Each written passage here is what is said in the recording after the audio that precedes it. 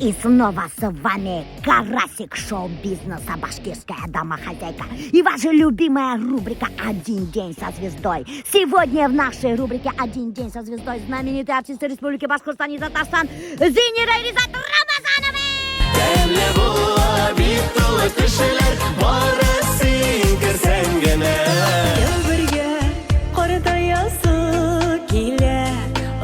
Başlar giyip ak yandan Uyladım şıl uyladım Sinen hakta uyladım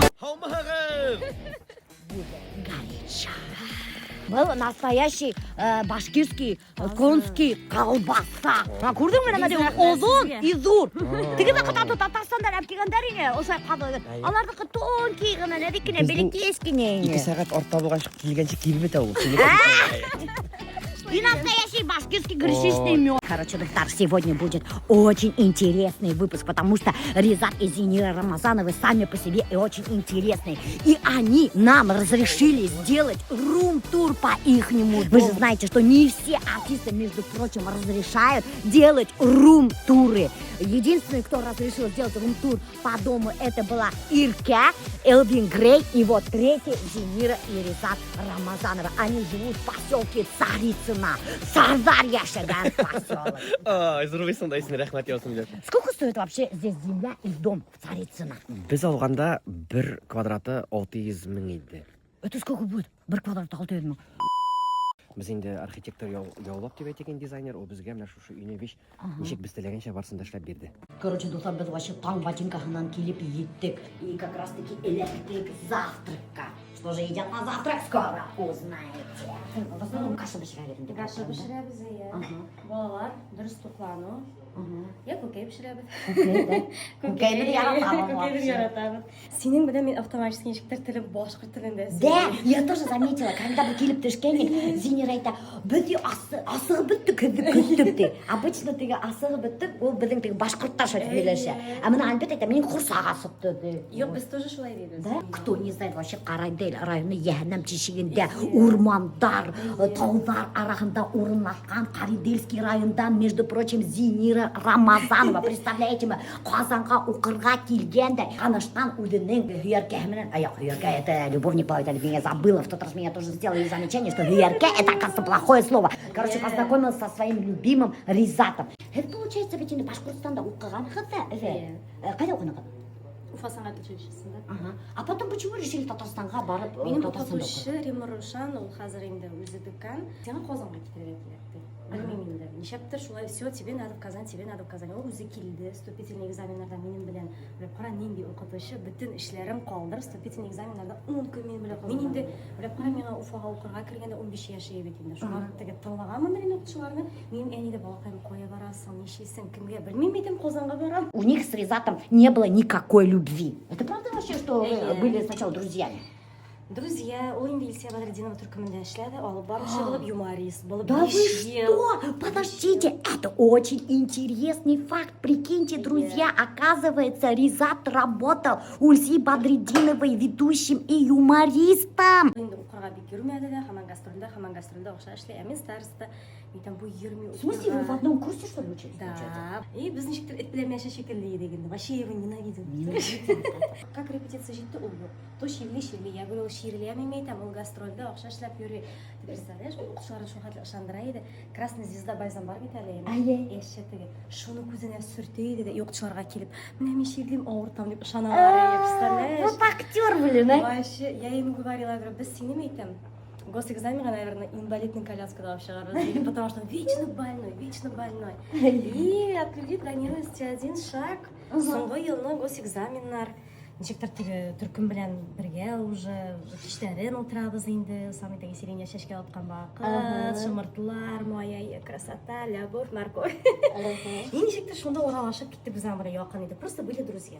Сейчас мы узнаем, что же хранится в холодильнике у Рамазановых. Тут вообще ашарға юқ тағу. Нештеп Вы что, дома Мен питаетесь? көтіне Нет? әзірледім. Біз только үйде ашаймыз. Үйде Только ашаймыз? үйде, обязательно. Ага. Біз бір қойшанда А есть кто-нибудь, кто готовит вам? Или вы сами Біз готовите? енді кім готовить етсін, конечно. А, тут же два холодильника, доктор. Смотрите, доктор, даже Зинира штаб қойған салат с грибочками какой-то, да. Бында так мешочек-то неме кейканов. Это творог. Такие вкусняшки какие-то қарағыды штаб қойған, да. Все для нас, көрдігідні. Өзінің земляктарын Зинира көткен. Так, бында мына супчик какой-то. Обратите внимание, посуда, это очень дорогой бренд посуды. У меня тоже такая одна кастрюля есть, аның бір мантышница, которая 20 минутта нашел. И прикиньте, наш знаменитый буздякский краснодарский Самый соус. вкусный. Біз аны Башқұртстаннан гастрольда болғанда сатып алып келеміз бір коробка. Да? Самый вкусный соус. Я больше ничего не беру. Вот еще тыготьме. Между прочим, Зинира патриот Башкортостана. Только башкирские продукты закупаться и так. Соленья, очень любят соленья. Это все нам дает концертта. Менің өзімнің вақыт та жоқ бақша қарап отырырға. Әнилер жібере екі жақтан да, Татарстаннан да, Башқұртстаннан да. Һәм біздің тамашашылар пакет тұтып келелер соленья. Зинира, Курмайковна кишлер айтабыт, что типа вот брать от чужих рук продукты, типа вот, а вдруг Бізден заговорят. ошар кішілер жүрмей. Рахатланып ашибыз, бізден ошар кішілер юқтыр деп ойлаймыз. Да. Тігінен жазылса енді. Қатып та ойлаймын. Да? Конечно. Я слышала много раз, что некоторые артисты, когда им приносят в гостиницу продукты питания, да, они потом их отдают кому-нибудь или либо выкидывают. Я такое слышу, потому что они боятся всяких сихр-михров. И дубль 2 холодильник, доктор. Опять-таки агушалар турамна, вареньялар. Зинира, а кто-нибудь у вас убирается мы вообще? Сама. Вы сами убираетесь? Да. Что, правда, что ли? Конечно. Әкім. Такой дом в такой чистоте содержать, что-то я не верю. А когда время есть-то на Пока это? успеваю, Мироша, пока я успеваю.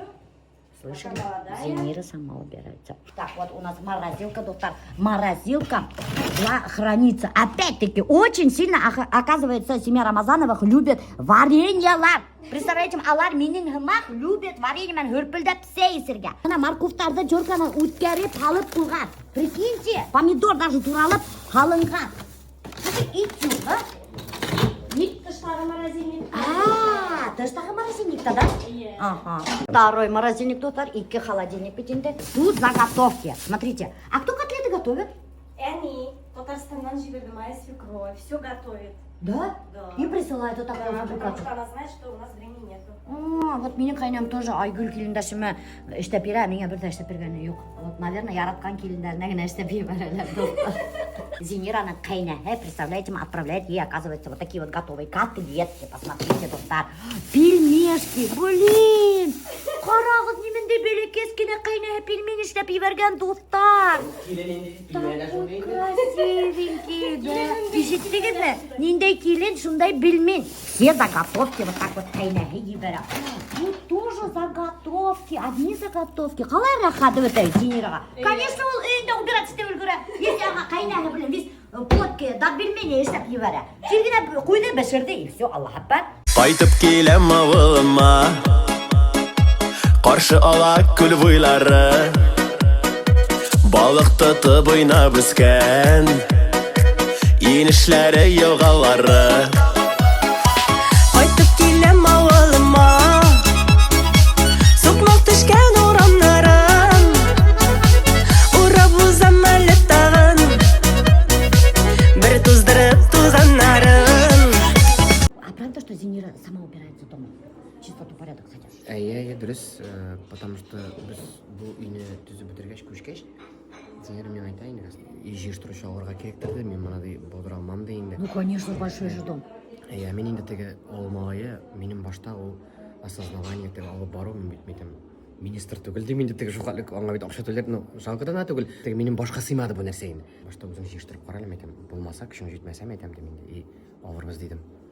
Шундан біз сөйлештік, ол ойгезе біле екісі, олар қойталар, енді ойгезе өсті, ішләтіп өстірі оланы, ішләп өссін, іштен бір кішідеген өлмеді. Біз бөліштік гараж білен йорт териясы бітінесі менеке, маншалар деп әтегенді, и ана қайын, шуна бір зона ответственности бізді шулай бөлінген. Когда вы на гастролях, получается, за детьми тоже присматривают родители, да? Менің әне ауылдан келем, 100 километр Соға районы оған ел ауылынан. Біз енді әне біле сөйлештік, әне коронавирустан прививка ішлетіп, үйрек шерілігі ейләнді енді аңтығы.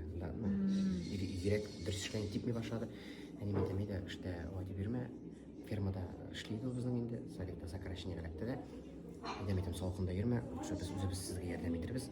Ошо балаларны син безне карап, безгә дә рәхәтрәк булыр дип. А дети не обижаются, что вы вот долго отсутствуете? Бывает же, дети потом говорят, вот, внимания не хватает. Айгизә инде ул безнең олы кызыбыз тормышта күтәрелгән вакытка эләкте ул безнең. Айгизәне бу апага калдырабыз, теге күршегә калдырабыз. Бик сабыр булды инде ул. Шуңа күрә бүгенге көндә дә менә Рияз бәләкәй малайга 4 яшь. Ул аның икенче әнисе кебек юқары алдыннан җуындырып, йоклатып, әкиятләрен сөйләп. Пока эшләп була, эшләргә кирәк минем менә тормыш девизы. Пока халык йөри, тамашачы мәхәббәте бар. Һәр нәрсәдә ул вакыты чагын ул. Это ваш семейный бизнес ведь инде. Шулай инде, шулай әни. А другой какой-нибудь семейный бизнес бар ма? Все-таки мы артисттар ведь инде алар готовят ударная подушка безопасности.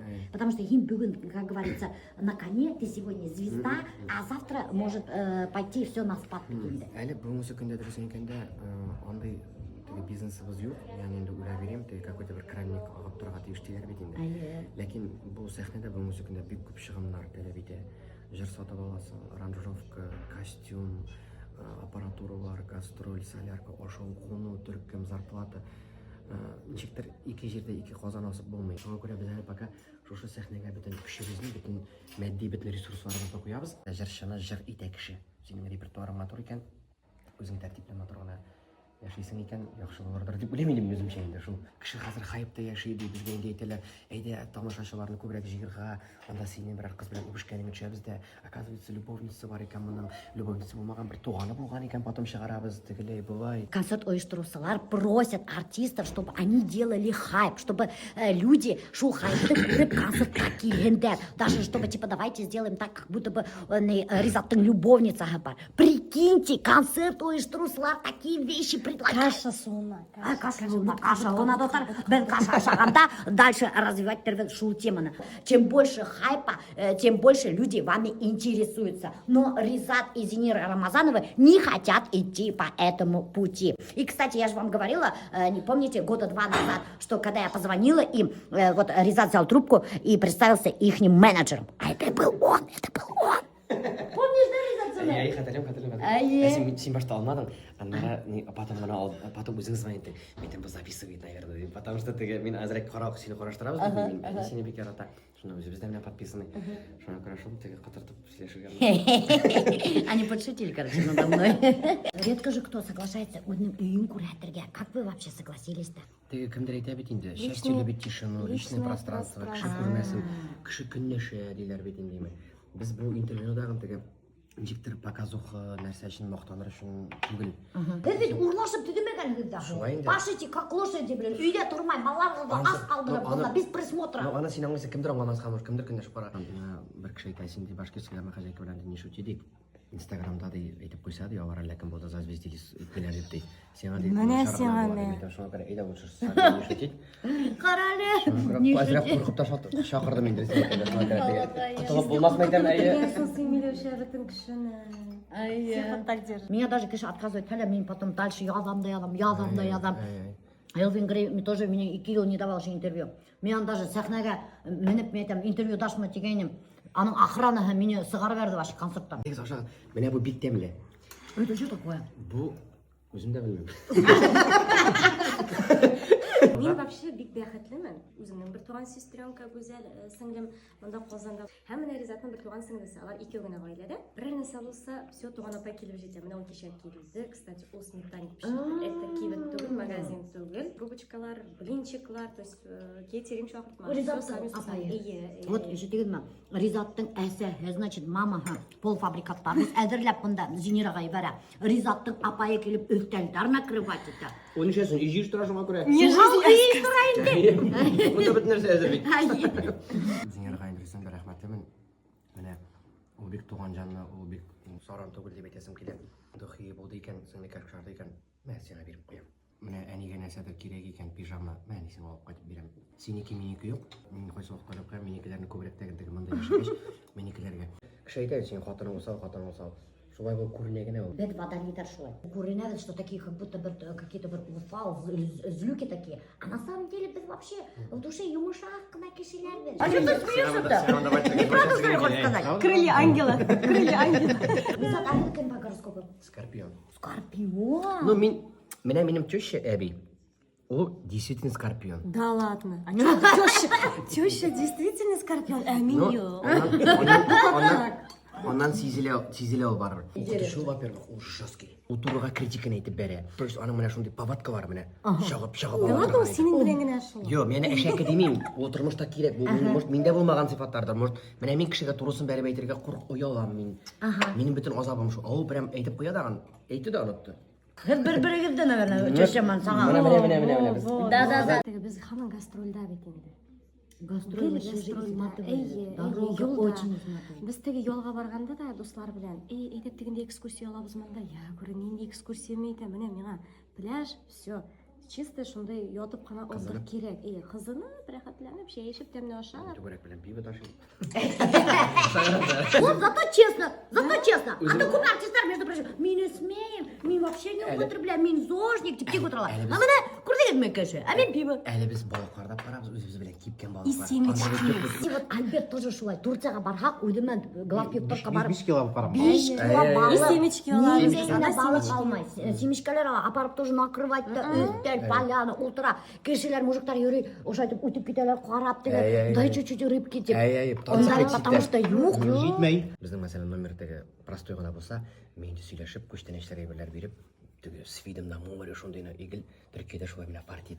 Вот достар, лайфхак от Ризата. Если хайват номер керек екен, Удеген мен күстене сапарығы. Бал, қавылық, егерге с видом на море. И толы балық. Мәселен, шауырма ішінеға кіресің бетінде. Қойшан тәмлі бола, ит көп болса тәмлі бола. Итні көбірек салса бар. Мен енді өзбек жігетлерін тәмедем, сен қоян деймін. Көбірек Самаркандтан ба деймін.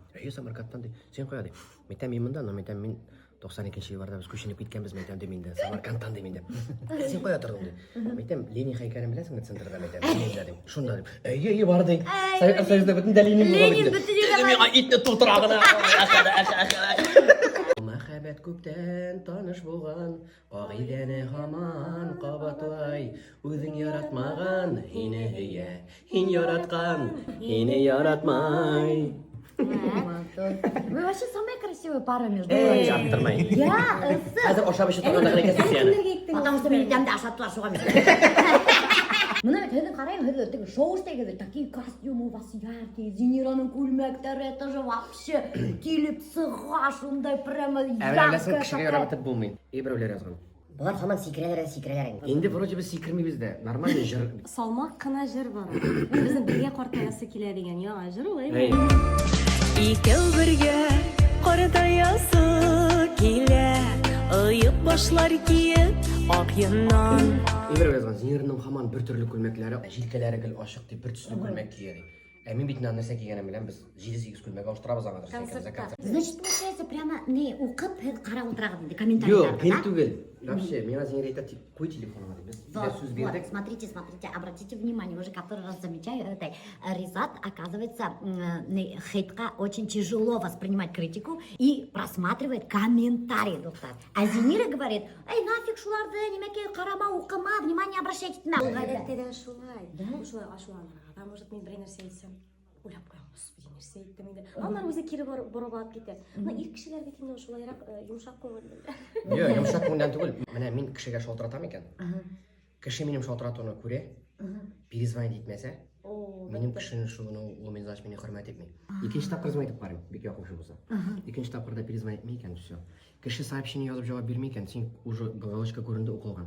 Нешік сен аны оқып жауап бермейсің? Менде мәселен Яқын кішілер өзіректігі шалтыратып, хәлімді білмеселер, мәселен мен достыма бір 3 тапқа шалтыраттым екен. Әнеше бұл мен вообще бір тапқа шалтыратмадым екен. Мен маған, может, надоедаю, может, мен маған азырақ недоступны болғада, чтобы бұл медицина етілген, может, мен маған слишком берілем деп. Психология оқыған. Я вот это где-то читала. И шоннан соң бір-екі күн ұзады, звонита башлайды. Типичный скорпион. Заметили, да? Типичный скорпион. Так что, достар, кемдер Ризатты хайват якын біліп қойығыр. Если хед бір шылтыратудан трубканы алмахағыт, бір сообщенияға жауап бермәғыт, Ризат хеді черный списокка тығып қояла и вычеркнет хеді из своей жизни. Балаларға ғұмыр беріп, мәхәббәткә назыға тіріп, улым дейіп, қызым дейіп, өстірәбіз тегіз көріп. Олар болсын алтын терек, қызлар сүйіп той үрек, жан жеміші бала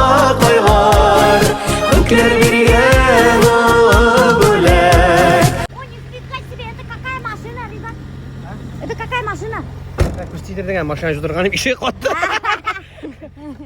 Land Cruiser. Это крузак получается, да? Ай-яй. Land Cruiser. Все, ишиги ябылмай достар. Бу машина алған. Даже ишиги ябылмай. Сеңа шиста болсын деп жудырғаным. Блин. Қарайлы, ишиги туңған. Яра, шулай барабыз, кеттік әже. О, там что-то хлопнуло. Ишиги. Ашылып кетті. Асылып кетті походу.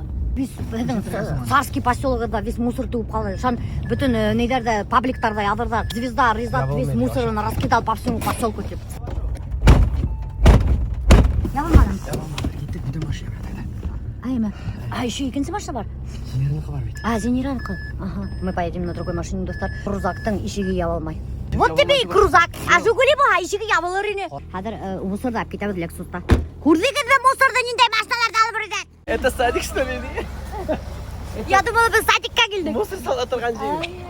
Нифига себе. Онда мусор ала тұрған жер весь закрытый қалай. Вообще,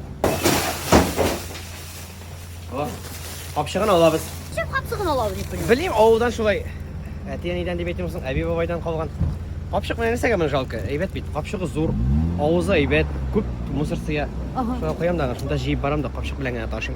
Еліктен қалған енді тігі. Елік бетінде ұнны олсалар, әбей бабайлар. Екі қапшық алғанлар, кішекеріні олсалар. Екі қапшық алғанлар тігі. Міне шушық. Қапшықларын әйбелерін ташламасқа тігі. Сүт сауыттарын былай түріп шәһәрде етіп қойғанлар. Звезда звездой, а ауыл малай ғадеттері до сих пор у Ризата есть. Ол даже қапсықтарды хранит от мусора. Ризат, оказывается, нық йомышақ шым ғана сөйлесе екен. Да, интимный того же у Ризата. Интимный того же у Ризата. Интим дегенде, Ризат, дұрыс ме шундай слухи ходят, что теге хәді вообще Зенераман дуф болып жүрген хәбір. Мен Қазан дәулет мәдениет һәм сәнгать университетына келгенде, Зенерның инде аның йөргән җегете бар, 7 еллап йөргән җегет. 7 ел? Дин группа шикелле шулай утырып алдык та, менә шулай кеше белән сөйләшә якынрак беләсең бит инде. Ай. И шуннан бу кыз миңа ничектер түгел күңелгә ятты. Дус буларак булды башта. Мин төннәрен таксовайтерга чыга идем, бомбитергә вакытта инде 14 машинасы. Чыгасың инде минем белән дим, әйдә ди. Шулай Макдональдс. Ул вакытта уның егете бар ине. Ну, уже ничектер әйтәм инде. Аның сөйләү буенча уже отношения бар, ничектер или бар, или юк шикелле. Все так говорят, да. Оказывается, Зенира в это время дружила с парнем своим, встречались 7 лет. И был вакытта шул арала уже типа друг итеп, Ризат йөри баштаган эргәһендә. Зенира 2 егет белән крутить иткән. Шулай дип тора. Ну, шулай дип санала микән белмим. Безнең спектакльләр, репетиция мәсәлән, без иртәнге 8-дән кичке 8-гә кадәр көне-төне бергә. Ә кешенең кемнең кем икәнен менә шушы көне буе ашамаганнан соң бер сүзне 40 тапкыр кабатлаганда кешенең истинный күренә башлый. Кемдер котыра башлый, кемдер ниши башлый. И миңа аның качестволары, тынычлык, сдержанность, нәрсә шул вакытта ничектер теге күз төшкәндер инде дөресен икән дә. Мин инде ул теге сразу мәхәббәт калмады. Карам әйтәм, нинди матур кыз. Их мәйтәм, моны бер үпите баласы, шулай җегет кеше бит инде шулай. И мин подкалайта башладым. Әйтәм, менә мин мәйтәм гастрольгә ул вакытта Илсепа Бәдретдин төркемендә йөрим. Без мәйтәм Карайлыга гастрольгә килгәч мәйтәм, сез безне кунак итәрсез мәйтәм, мин сезгә киләм дим. Давай дип, бездә как раз җәйкене утын яра кирәк, җәйкене кисәгез утын ярып итәрсең ди. Мин кытыртып йөрим көндә мәйтәм, утынның ярыга. Подшучили друг на друга. Ай. Без көндә ничектер аралаша башладык менә. Рәхәт миңа ул кеше белән. Мәсәлән, җегет белән кыз башта теге кемдер сөтле чәй яратамы, юкмы? Кыз кешегә шарышын сөт белән эчәсеңме дигәч, әйе дип әйтергә мөмкин. Өйләнгәч килеп чыга ул сөтне вообще инамит икән. Безнең менә без уже бер-беребезнең тискәре, кире якларны бөтенесен билдек. И менә ул миңа сөйли, мин анда үземне күрәм. Мин аңа сөйлим, ул аның сөйләү буенча миңа дип ошый ди. Шулай сөйләшеп киттек тә инде. И уже диплом алганчы Зенираның монда Казанда туганнары юк. Сөйләшеп киттек тә әйтәм, әйдә бер безгә кайт дим. Мин авылга вообще җигет кызлар апайткан юк диге. Әтиәнигә әле минем кызым дигән 5нче курста бит инде. Вообще сиздергән дә юк. И әйтәм, монча кирип китерсең дим, шулай дим. Нифига себе, карак дәле. Вы, значит, даже осраша башламагандар.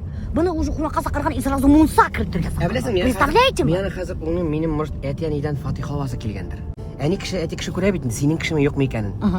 Шуннан мин инде әтигәнигә әйттем дә, никсез ничек соң дип сорашып, юк мәйтәм, просто күңелгә ничектер нәрсәдер бар кебек мәйтәм. Ну, алып кайтып килим әле дим инде, яхшы кеше, дус кыз дим инде. Ярар ди, алар да каршы килмәделәр, алып кайттым. Киткәндә икенче көнне яңгыр ява башлады. Зенер полный пешәннәр, теге безнең бакча пешәне бар инде. Зенер сразу киткәнчә иде, эшләп атык дип инде бакча пешәннеккә өеп куйдык. Әти инде шакката кара дип, моңай башы килешле икән ди инде. Аларның бит инде моңай бар, алар 3 кыз. Шуннан инде киткәндә мин карыйм, әнинең сау булашканда яра Зенер әйтте. мен сіздің бүтен көрмесем енді де мен сіздің мені бик шадығыз де рахмет сізге деп и көз яшы туды зенерімнің и әненің де көз яшы мен сонда аңладым айтам бұл айтам менің кіші әне мен айтмайды бұл сенікі деп мен сұрамадым да но мен әненің көзлерінен көрдім что олар риза и шондан уже мен добиваться ете башладым аны әте менің теге ауыл мужик енді ауылша тураға барып айта туған кімген әзірек қауып талған енді көңілде туған гармон ойнап отыра гармон қойды да мен айтты ұлым дей зенера мен бик шады дейді үйлен сен аға дейді мужик кіші dey парго болырға тиіш dey мына ауылша может бұл моторда болмас үйлен шиста трусик біле шиста носки киерсің дейді ол ауылша ол но тәрбиеде болырсың деген мағынада ол міне ол шектеп айтам это жестко сказано ме үй дұрыстан да сондан соң енді мен зенераға айтам мен айтам зенера мен қойтам сені алып кетемін дедім мен аңа біз әне білен бірге барап шулай әбенің хәлін білерге әне менің Бейіктау районынан зенера айтты бабай айтқан нешегенде алып кетем қазір сіз бірге тұрашақсыз мен айттым давай гражданский бракпен тұрып қарайық мен общежитиеде бөлме бар зенера шалтырата 30 минуттан мында дей әте де қаршы менім дей қәде никахсыз дей мен сені жіберсем бала кетсең құрсаққа алсаң дей нәрсе айтамын мен халыққа ауыл халқына дей сен құрсақ біле қайтып кірсең дей не үйленішмеген не никах қыз жоқ дей бірге тұрып қара ойында аңғардың ма хитрый үйлендірмейсің тата трусик тата носки хотел мен хаба телефонда барам әнеге айтам әне шулай деп айтадым әне айтады никах құқықты қыз дей мен айтам давай никах құқықты деймін де яра сұрап қарармын әтеңеден дей трубканы қойдым да мен как-то ұмыттым мұны никах как будто это суға барған шекелеген никах аңғайсың ба келіп магазинға сонан кеш білән звонеттілер біз риза дей 6-7 машина қайтып кеттік Қарайділге 600 километр жолларда адашып біттік ауылдарына таба барғанда риза сен аңғайсың мұсың сен үйленесің шунда ғана аңладым сен аңғайсың мұсың ответственность сен бұл кішіні яратасың ма бұл сенің кіші мұсың сен ты тогда получается сомневался мен короче вот так представляете ма никахқа именно қайтып барғанда ризат шунда ғана ойланған и сомневаться ете баштаған а вообще мен бұл қызды яратамын 7 сағат қайтыр керек ана Қарайдел районына юг вообще почти юг какого черта онда еще қайтып беру керек әнелер уже құдағи мында кетті көштенәшілер берішу меңа әне айта бар дей сенде құлын сұраға тиіш қызының дейінде шымырт түбіне басты қызенер білен қайтты қызенер шуай сұрау беремін әлі саған біз бейтін телефоннан почти бір ай сен мені яратасың ма мен зенерға айтамын зенерді білмеймін де сен мені де мен айта зенера мен де айттым білмеймін деймін в смысле получается вы собрались жениться и когда не знаете любите вы друг друга или нет представляете мы достар неше біз деймін зенера айтады қойттың ғой деймін давай никах дей уже қойттың ғой давай айтамын никах сонан туғандар мында енді бек қаты дос аштылар құда да құда гармон кетті ме тігісі кетті мұнша кетті екінші күні никах оқыттық әтеңелер кетті біз енді зенер білән mesela бірінші күйеу мұншасы мені ташкалардап кірділер ұялып қана енді ой вообще теге не ұят болды енді ұят болды енді ну конечно тем более друзья болып жүргендер да бір-бірін яратмағандар да еще даже не знали любят или нет и тут бунт сақырылар шонан дұрыс айтасың пішенгалектім мен Қарайділде 7 күнге біз қалған ек мен тұттырдылар анда 8-лі 9-лі шалғы қияқ өлән теге шундай ауыр шабылып атырған еме бәрем хәл біте орттан бабайның флюр деген інекеші бар зафирмы шундай здоровый 140 килограммы оның шалғысы тағында зора ол машина шекілі ғышт мәйтеп ояқты шаба қазір менің хәлім бітті ғышт мәйтеп ояқты ғана шапмасын құдай мен тағында қауышайым тігіден бір жатыр келем жерлер шыға мәйтеп бабай менікі түгіл бұждағы шалып шында бабайды бастырып артынан әкіріңген ақырдан бардым қасқы келмені ме на черт деп я сделал ошибку что женился на Зенере ол уақыттары Зенераға махаббатның нәрсе екенін білмесем мені әби бабай ұшады оның жақтан туғаннары ұшады міне Hər xатын qızının özünə görə bir təmli mənə, mənim əninin özünə görə bir rizq var təmli şağa. Əbinin çöşünün özünə görə bir şunday mənə çiktir edim təki. Bu təntirli yox rizqı. Babay bu mənə mənim təki. Bacay şekilli o mənim babay ғana tügül. Durruq biz anım bilən təki. Мен зенердің нәрсеге mənə біріншісін яраттым менің қолларын. Менің өзімнің қоллар, күрек қоллар, еме? Аның қоллары шун нәзбірек, матур мәйтем. Қаралы мұның mənə қолларынан шул қатлік mənə божественный тырнақлары. И екіншісі яраттым менің күлдіре алам mənə. Легкий на подъем, күле, бір нәрсе айтам, қотеге, жоқ есе қызық енді оймын, но тез күле. И бабайда шундай міне отеге, күлуге шундай рахат кішінде. Шундан шуынды, шундан яшай башладық, 7 күн тұрып та келдік общежитиеға. Общежитиеда бірінші этаж, ремонт ішленмеген, оқшасыз уақыт, жейкен ол уақытта теге концертлар жоқ, есепа бәдірттен түркімді әшлейм. Әне ауылдан беріп жіберді, алюминиевый бір кастрюль, 2 қалақ, 2 вилка, 2 қашық, бір какой-то пластиковый сауыт. Башта аш пішіреміз, сол ашны пластиковый сауытқа салабыз да кухняға шығып су қайнатып шай ішеміз. Ең бірінші ақшабызға электршейник барып алдық. Шуннан енді әкірнеп тұрмыш башладық, ремонт, екеуміз абу ябыштырабыз. Жейкені линолеум алдық, диван алып қойдық. Бүгінгісі күнде мен ойлаймын, шундай яшілік, жүлерлік, шундай шақ болған, білесің бе? Бір қашықтан, бір вилкадан шушы ауырлықтар білен тұрмышына башлаган, мен һәр нәрсенің қадірін біліп. И ничектер, менә о нәрсә бик қадірлі, мен кире анда, во-первых, ул шаққа кайтасым килмей, юклыкка. И шушы бергә тапкан мөлкәтне минем югалтасым килми, ради какой-то 5 минутлык рәхәтлек өчен это того не стоит. 7 контрактта килдек общежитиега. Общежитиедә беренче этаж, ремонт эшләнмәгән, акчасыз вакыт, җәйкен ул вакытта теге концертлар юк, исәпкә бәдәртин төркемдә эшлим. Әни авылдан биреп җибәрде алюминиевый бір кастрюль, 2 қалақ, 2 вилка, 2 қашық, бір какой-то пластиковый сауыт. Башта аш пішіреміз, сол ашны пластиковый сауытқа салабыз да кухняға шығып су қайнатып шай ішеміз. Ең бірінші ақшабызға электршейник барып алдық. Шуннан енді әкірнеп тұрмыш башладық, ремонт, екеуміз абу ябыштырабыз. Жейкені линолеум алдық, диван алып қойдық. Бүгінгісі күнде мен ойлаймын, шундай яшілік, жүлерлік, шундай шақ болған, білесің бе? Бір қашықтан, бір вилкадан шушы ауырлықтар білен тұрмышына башлаган, мен һәр нәрсенің қадірін біліп. И ничектер, менә о нәрсә бик қадірлі, мен кире анда, во-первых, ул шаққа кайтасым килмей, юклыкка. И шушы бергә тапкан мөлкәтне минем югалтасым килми, ради какой-то 5 минутлык рәхәтлек өчен это того не стоит. Бер кеше бер нәрсә китереп бирмәде. Үзебез менә юктан утырнак белән шөгыльләнә башлады, акча булсын дип. Мин төннәрен таксовать итә идем. Смотрите, друзья, слышали, да, вот этот момент, очень важный момент. Многие видят только вот то, что достигли артисты, да, вот как они живут, вот дом увидели, машину увидели, да, как они одеваются, вот результат их работы видят, а как к этому пришли, не видят. И Зинира занималась ногтями, чтобы подработать, потому что в то время еще же не пели же вы, получается? Нет, не пели. Машина кредитта, у общежитие кредитта. Алюминиевый кастрюль, алюминиевый ложка баштагандар. Ризат күні-түні бам бүтін қазанда. Имеется в виду таксилар эшләгән. Вот, нисек тормыш башлап ебәргәндәр дуслар. А ул вакытта Зинира, получается, бер ниндәй дә нидә эшләмәгән. Менә ул садикка эшкә керде. Садикка? Тәрбияче булып. Мин гастрольдә, яшь вакыт бит инде. Например, Карайдилгә кайтасы килә яңа елда. Гастрольдә булгач, без Илсияпа белән вакытта бик шундый тыгыз график кайтып кермәдек. Бер бәйрәм юк, бер ял юк. Мин Илсияпада анда ул какой-то бер сумманы дип әйтгәндә 5-6 көн эшләсәм, туйда бер көндә шул сумманы эшләп була инде. Мин вакытта Илдар Ямалиев дигән җегет белән киңәшештек тә. Әйдә үзебезгә эшләп карыйбыз, китәбез дип. Юмор төркеме оештырдык инде. Хәзерге башым булса Илсияпада гына эшләп калып, әкренеп акча җыеп, кредитларымны түләп, җырлар яздырып, шапырткан Илсияпа менә бер җыр яшак дип, рәхмәт сиңа дип кенә китәрем. Теге менә беркем акыл өйрәтмәде моны. Шуннан бергә 2 ел гастрольләрдә йөрдек тә, беренче елны кеше йөрде авылларда, икенче елны бөтенләй авыр булды уже. Илдарга әйтәм, нишибез, давай туктатабыз дип әйтәм. Яра, туктатыга тук дидем дә инде. Шофер булып эшкә кирдем Центр детского творчества Карайдилдән. Зилә позвонит, бездә концерт оештырабыз ди. Зинә белән дибәрәр дуэтны җырда җырламыйсызмы ди. А ул вакытта Зинира йөргән. Юк, җырламыйм. Шуннан нишләргә берәр җыр яздырып карыйк. Тогда вообще о дуэте не думали. Юк, Айдар абый Тимербаев ул вакытта миңа Килешегәл бабай дигән бер җыр язып биргән иде, Үләнер алдыннан. Айдар абыйдан бер җыр бирә әле ди мине. Энем дип бер җыр бар инде ди. Моны 10 мең ди. Ул вакытта 10 мең мин таксида көне буе йөреп 1 мең ярым акча эшлим инде. Ошыра кирәк инде. Айдар абыйдан мәзрәскә эшләмис, энем 8-гә бирәм инде. Шуннан Зинера әбигә тыңлатканда ул вакытта WhatsApp бар иде, ВКонтакте гази бергәндә әби бигрәк матур җыр бит дигән, алыгыз дигән. Әби отпускны алган булган, әби акча җибәрде. На первую совместную песню теща биргән акса. Бул үземә генә җыр. Бул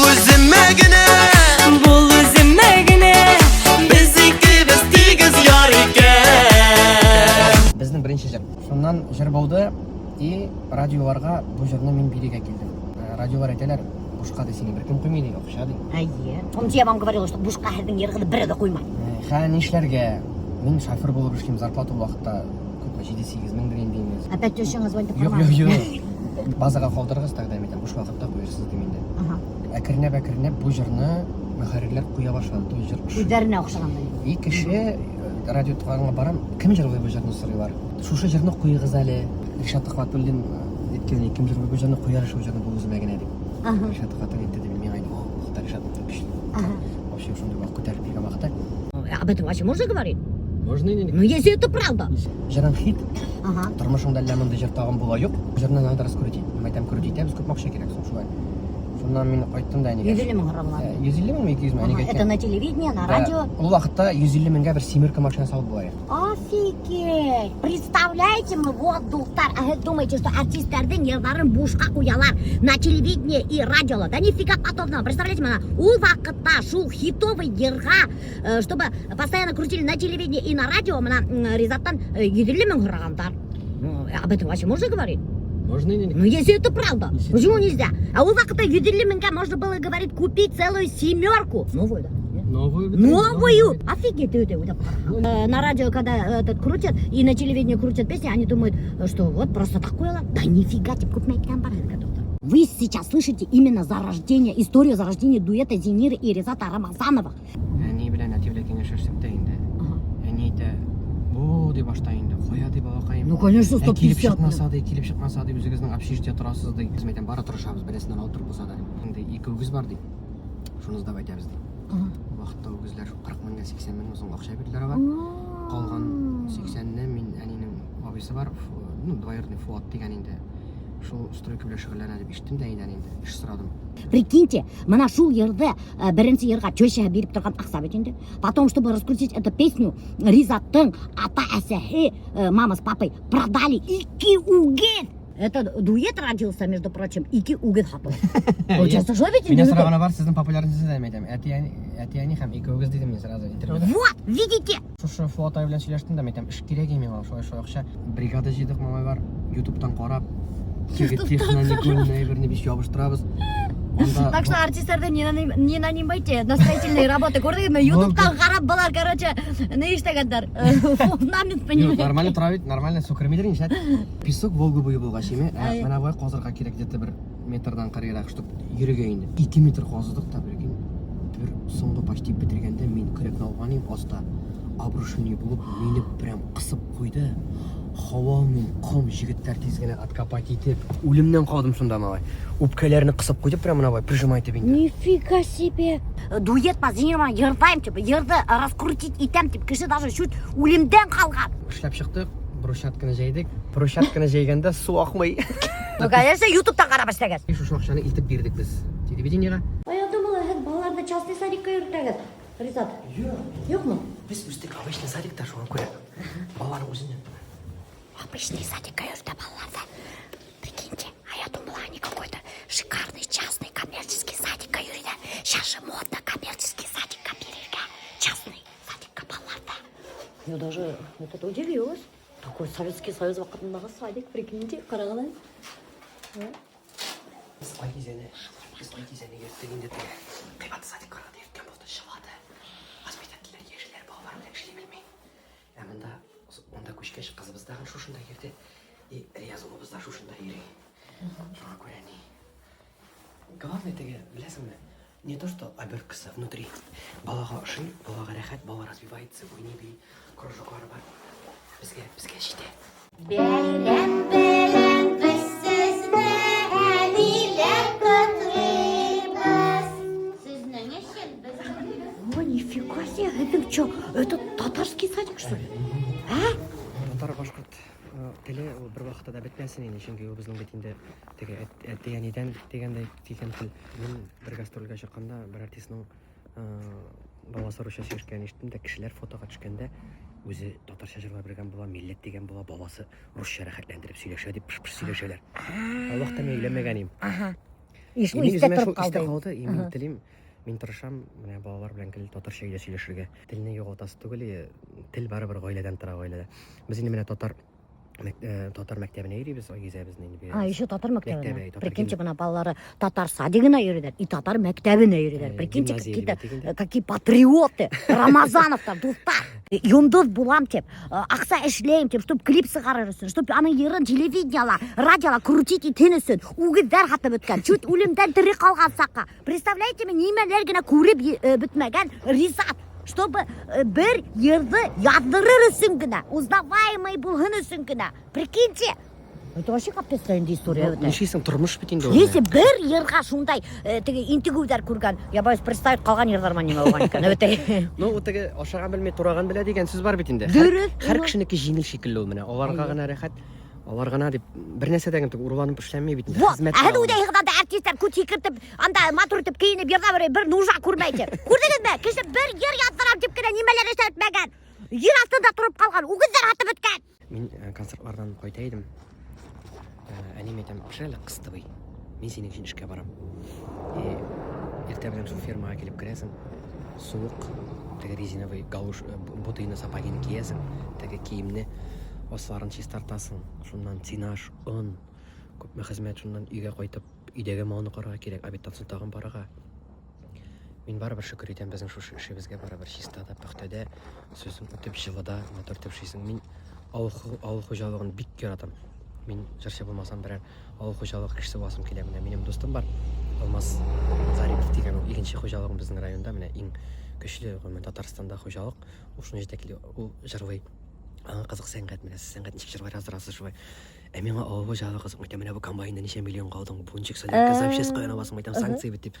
Менә һәр кешегә безнең белән кызык, менә сәгатьләр буе җыйшып торабыз. Аңа сәхнә ул миңа яшаш яшып, мин авыл хуҗалыгына кирип киткән булыр идем. Мен бүгенге көндә дәген сәхнәдән теге әзрәк олыгайгач, кайтып мен анда авылдамы каям әзрәк атвар карапмы, шундый үземне бер сынап карыйсым килә. Хотя бик авыр хезмәт инде ул. А почему бы и нет? Ну, я думаю, они эштен куркан кеше, что ли? Юк, курыкмыйм мин. Тем более, немелер генә авылда эшләмәгән. Ай. Запросто, мне кажется, получится. Булыр, Почему шуңа бы и күрә нет? бәләкәй генә бер хыял бар. Шуңа күрә мине безне чакыралар авыл хезмәтчәннәре концертына була бит, отчетный концерт.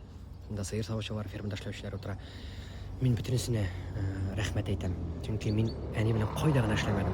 Иртәнге башта безнең колхозда дип әйтим, вакытта колхоз булганда Дуңгыз шушка фирмасы бар иде.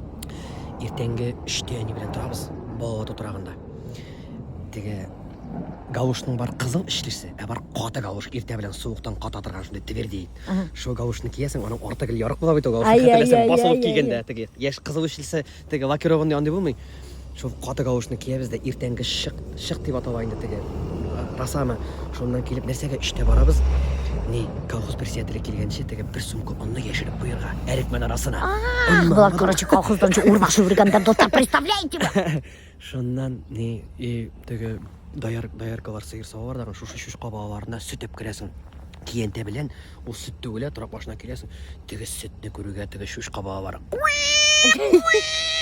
Карабашы бар шыдай торган түгел име аның исе. Шуннан бузаулату, шуннан нинди менә фермада нинди эш бар, әни бөтенесен эшләп чыкты. Мин аңа ярдәм итәм, мин бөтенесен күрдем аның, беләсеңме? Шуңа күрә ул хезмәт бик авыр. Шуңа күрә эшегез дә уңыш бар. Зарплаталарыгызны түләп торсыннар инде Ходаем. Аяк-кулларыгыз даусыз булсын. Сезгә колхозлардан, шушындый совхозлардан акча агып торсын, безгә концертларда зрәк сездән табып торсын. Рахмат. Итак, дорогие друзья, долгожданный рум-тур, эксклюзивный материал по Дому звезд Республики Башкортостан и Татарстан Читы Рамазанова. Бу инде безнең прихожий дип аталайны. Кергән җир. Анда кирип китсәң безнең залга, кухняга кирип китәсең. Анда безнең турага санузел первый этаж. Гостевая комната. Ну, беләсеңме? Әйтәләр бит инде үй озак төзелә. Дөрестән дә әле менә һаман тумбалар юк. Манда пуфик буларга тиеш, манда тумбалар буларга тиеш. Мин дә әрләшеп тә Специальная даже комната для гостей есть. У нас тоже есть вот комната для гостей. Это очень удобно, когда гости приходят. Вот комната Эдер, потом даже телевизор, шкаф-купе стоит. Вся мебель, кстати, встроена. Видите, уже год как мебель еще до сих пор недоделанная. Даже в некоторых местах мебели не хватает, потому что дом-то вообще-то совершенно новый. А кто дизайн-то делал вообще? Үзебез ясадык, но помощница бар, Эльвира исемле кыз. Ну, үзең беләсең, дизайнерлар алар рисунок рисуют. А менә киләләр мебельщиклар или ясаучылар, ремонт ясаучылар. Это не подходит. Күргәннәр күп булды инде. Сабырлык кирәк, әйтәләр бит теге чуть не развелись дип сөйләшмәйләр. Алар ведь Эдер үй хапалмагандар. Они сами с фундамента вот этот дом строили, да, Рамазанова. И вот ундай кешеләр киндә төде өйдө беләләр, что когда вот дом поставил, да, все люди думают: "О, всё, это дорога". А когда начинаешь делать внутри, Вот оказывается, да, строить это вообще не ничего не стоит. О, біз думали, шулай тез-тез, все. Хазар за 2-3 месяца шлях шагабыз. О, вот это ремонт, оказывается, самый веселый, все начинается. Еще акса, инкубу акса, какие-то внутрянка. да. Хочу обратить внимание, Зинира очень чистоплотная женщина. Келебендик бүтін тоняғы яқты, бүтін тоняғы таза, ялтырап яқта, нигде ни соринки, ничего нету. И еще прошу заметить, да, Зинира везде все сама убирает. Прикиньте, все сама моет. Домработницы нету, хотя у таких занятых людей у всех есть домработница. Вот такая вот ванная, посмотрите, какая люстра висит, везде цветочки, кстати, вазы, унитаз, и вот тут даже биде. Кстати, я заметила, Зинира любит золото, вот под золото, даже батарея, сушилка под золото, прикиньте. И здесь также вот душевая кабина. Эй, бывает, знаете, ням басы, бляха-муха, чуть батып кетмене. Такая вот ванная комната на первом этаже. И посмотрите, здесь выходим сразу же такой Консоль. стол. Это что называется? Это как называется? Это консоль. Консоль? Это что такое консоль? Ну, міне как тумба, біздіңше ауылша. Теге кішілер кіргеш, міне ебірлеріне, ашқышларына біз мына қоябыз. Тоже бирюзақ күтті, потому что мұнысы прям натуральный шпон. Ага. Мұнысы плитка уже, камень. Я заметила, что Зинира вы такое под мрамор любите, да? Ну, Кто это выбирал? білмеймін де, мұндағы стильно шулайса хотели. Біздің де квартирада теге все белое и серое, или білмеймін уже мода шақты, білмеймін, 3 ел там назад. А мында или все-таки ивы ваш, тем более хочется тепла. Кстати, мы пропустили гардеробную прямо коридорда. Зинираның святая святых гардеробная. Очень удобно прямо коридордан иніп кетеміз. Ну, бірінші этажда, чөнки міне кірдік костюмларына мында қоябыз. Әлі бұл костюмларына костюмларның эта часть, естественно, олар бүтінісі чехолда, еме? Потому что, ну, тузан и, во-первых, уже готовы к рабочим будням деп кигенді. Шалт міне банкеттан қойттық, уже салып жіп бердік. Онда міне резатның костюм, онсы менің ұзын көлмек. Вообще Зинира славится, между прочим, уйденным костюмдаром. У нее прям выход такой шикарный, каждый выход такой красивый, шикарный костюмдарда Зинира сыға. И всегда вот на таких шпильках прямо. И емелгіне сәхнелеп прям порхает, как бабочка. Мәскеуден алабыз. Мәскеуден? Уже готовый она. Готовый. Что-то вот просто переделываем, зурак болса, кішірек болса. Тукымалар білен бек проблемно. Стараемся что-то покупать, что-то шить. Такие бисерлардан штанган. Это вся ручная работа. Ручная Да, работа? это ручная работа. И сколько стоит вот такой костюм, если можно раскрывать цену? 100 тысяч. Помните, да, мы сколько артистов снимали, да, у них средний ценник у всех почти одинаковый. Хазар 20-10 меңге күлмәкләр алып булмый. Ну, беләләр дә инде. Менә хәзер миннән кызлар яз җитә бит инде. Сорыйлар, Зинира апасы сатмыйсызмы сәхнә киемнәрегезне выпускнойга? Чөнки хәзер выпускницалар да бит инде. Берсеннән берсе узышып, ярышып, матур күлмәкләр киясе килә. Ә матур күлмәкләр хәзер бик кыйммәт. Ну что, алар кияләр выпускнойга, а потом ишетәләр аны. И все. Я говорю, пожалуйста, кайсылары килегез ми там, будем подбирать. Готовый күлмәкне алырга Казанда, Уфада тоже опасно. Мин бүген алып кергән могу, иртәгә син алып кергән. Да, кто-то говорит, теге сорока нәрсә дип инде, әйме? Нет, ну артисты должны блестеть. Да, сәхнәдә безнең татар халкы шулай ияләнгән, татар башкорт халкы, ялтыравыклы, то что блестит, әйме? Это вот тоже полностью ручная работа. Резатно, видишь, теге утырганнар. Хорошо. Да. Очень Тыймәләр, красиво. тыймәләр. А мужской костюм отличается по цене от женского? Ну, естественно, У отличается. них дешевле, наверное, мне кажется, костюм. Чуть-чуть дешевле, но әгәр дә шушындый ташлар белән булса, тоже уже бәясе басыла инде. Ну, подешевле, азрак шусызрак. А вы вот эти костюмы, вот потом ведь инде Зинира вот бернесе тапкыр выступать да, и уже ведь инде ул костюмды уже киймей ведь инде, и уже кишеле ялка ведь инде. Куда их деваете-то эти костюмы? Эленеп тора, ну күбесе Миләүшә уйлап кара, менә безнең көн сайын концерт. Без вайнанда ничә генә көн ял итәбез, әйме? Алар все изнашиваются. Декаларда мин аларны юам алып кайтып, пишарак. А кем юа? Үзем юама. Үзем. Менә безнең второй этажда ванна бар. Нашында салып юам, а то бөтен кеше әйтә, бу ванна вообще кермисездер. Мен назад күлмәк юам рәхәтләнеп. Он ведь еще правильно юа белер кирәк, потому что беләгез у костюмда ручная работа, со стразиками. Менә прикиньте, уны юа белер кирәк бит әме. Бу стиральный машина тыктың да өрттең түгел бит инде туфта. У Зиниры какие красивые шубки, смотрите. Вот это прикольненько. Вот это что такое? Это рысь, поход делал. Это настоящий рысь. О, настоящий рысь. Это подарок туган көнгә. Резаттан. Это писец у Зиниры. А это что? Куница. Это куница. Соболь. Обратите внимание, все натуральное. Бүтін янліктердің жубаларын киіп алған Зинира. А это что? А вот это башқұрт киімі. Вот башқұрт киімін яшіріп қалдырған. Бірге көрсетмейінсі. Представляете, мы достар. Ух ты! Ох, какой красивый! 50 концертных костюмов, прикиньте, у Ризата и Зиниры Рамазанов. 50! Башқұрт күлмәгі вообще красота. Мен мына былтырғы концерт сезонында біздің ушундай бір блок була танцевальный. Матур жер белән мен муну кийгәнем. Ризат татар киеменнән, а мен башкорт киеменнән. Ай, вот тогда возникает вопрос. А на самом деле, вот кто по национальности Зинира? Башкорт. Башкорт, что ли? Башкорт. Да? Да. Ага, вот прикиньте, а я не знала. Зинира, оказывается, башкорт кызы, а Ризат татар егеты. А теперь, короче, мы проходим до в гостиную. Огроменную, просто офигительно прикольную гостиную. И, кстати, вот хоть и большое пространство, оно такое уютненькое. Во многих домах, когда вот большое пространство, вот такие дома заходишь, да, каким-то холодом веет. Это все зависит от хозяев дома, между прочим. Вот сюда заходишь, что такое теплота и уют. Вот тут вот находится белый диван, и вот на стене большой огромный телевизор, и вот такое вот панно из мрамора, что ли, да. Как это такое? Это что такое? Это настоящий мрамор. Нифига себе, это что такое? Подсветка даже бар, да. Прикиньте, температура дома даже гуляет турак, посмотрите. Я тоже такой хочу, прикольненько. И обратите внимание на потолок, какая люстра прикольная. А люстры кто выбирал? Такие прикольные люстры? Я. Да? Все я. Біздің Ризатқа нәрсе киген, киерге қошасың шуны кие, нәрсе ашарға қошасың шуны ашый. И мына ремонт башлағанда да башта теге, аңа бұл ұшамай, миңа бұл ұшамай кетті, талаш. А потом он такой, все, миңа телевизор біле диван болса жетті. Смотрите, тут, короче, на кухонной зоналарында полный минимализм. Бір лишний әйбер тұрмай. Бүтін кәстрюль посудалар весь яшерініп бүткен шкафтарда тут. Типында спрятаны спиртные напитки. Я не знаю, как это открывается. Бұл басып қана асығылап. Прикиньте, қадірлі фанаты, которые дарят спиртные напитки своим любимым артистам. Смотрите, они хранят ваши подарки. Смотрите, вон ниндегина водка юг, ниндегина вино, ниндегина шампанский юг. Все хранится здесь. Это біздің терраса. Ну, да, один раз волканча, конечно. Ой-ой-ой, Ух ты, какая красивая терраса. А тут Она котельная.